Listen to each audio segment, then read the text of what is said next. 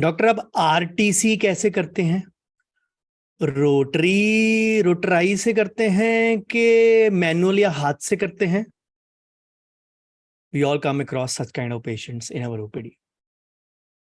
We can call them Googling patients or patients with extra knowledge, extra non-related knowledge. Hi, I'm Dr. Bhavdeep Ahuja. I'm a dentist with 23 plus years of experience, and along with dentistry, I'm training and coaching colleagues on the topics of practice management, medical legal ethics, consent, and finances in dentistry since the past 12 plus years now.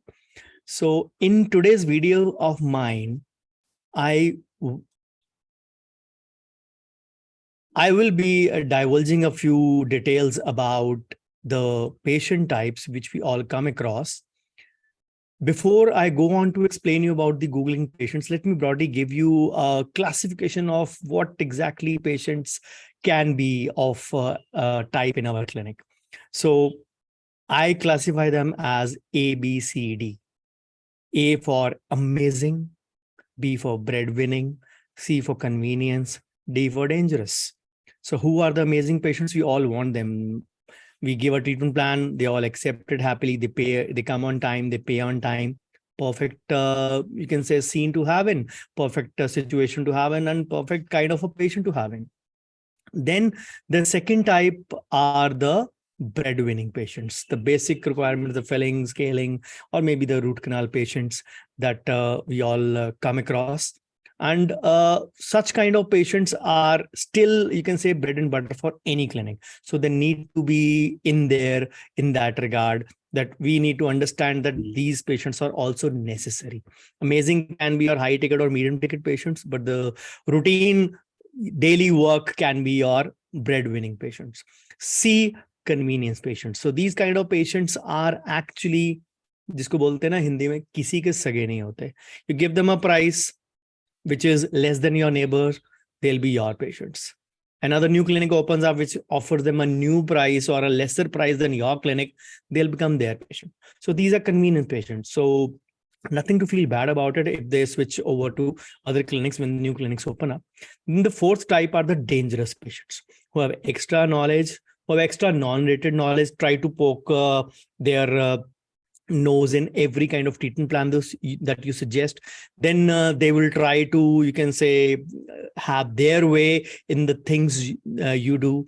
They will try to poke into or every aspect where they will have a say or have a why or a question mark on their head, as Mr. Paresh Rawal used to have in the Bollywood movie Judai.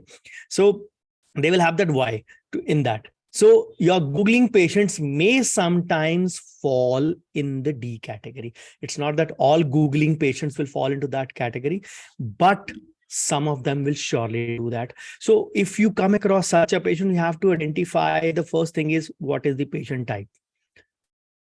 And before you go into that part, understand why the patient is asking the questions.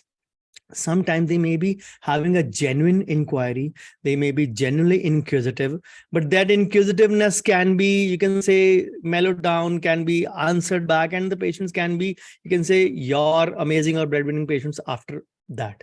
But if they keep on questioning each and every step before even you start, and are not satisfied even with your knowledge, and they try to counter you with the knowledge they had from Google, then you need to take a pause. Then you need to understand whether this patient is fit for me to start the treatment or not. Because many times we don't know or what the law says. The law says you can always say a no to the patient before you start. Once you start, you have to finish it, come what may.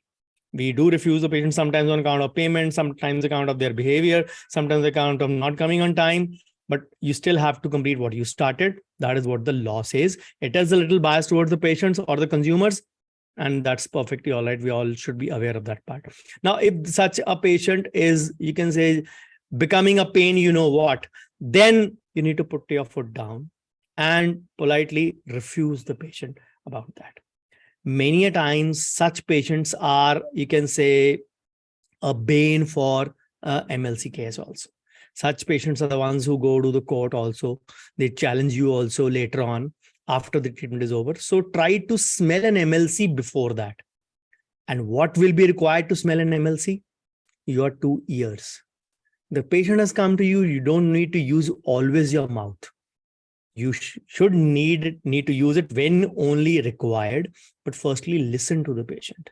What the patient wants, identify the needs and wants, identify their purpose, identify their, you can say, reason for coming to your clinic, identify the reason for getting the treatment done, answer their doubts genuinely. And once that is done, the patient still has doubts, still tries to challenge you with the, you can say, web-based knowledge, try to put your foot down, say a no, say a blatant no, refer them to your neighbor, do them a favor.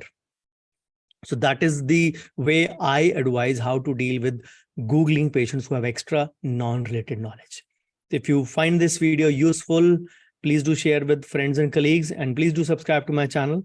And I see you in another video of mine very, very soon. Bye-bye. Take care.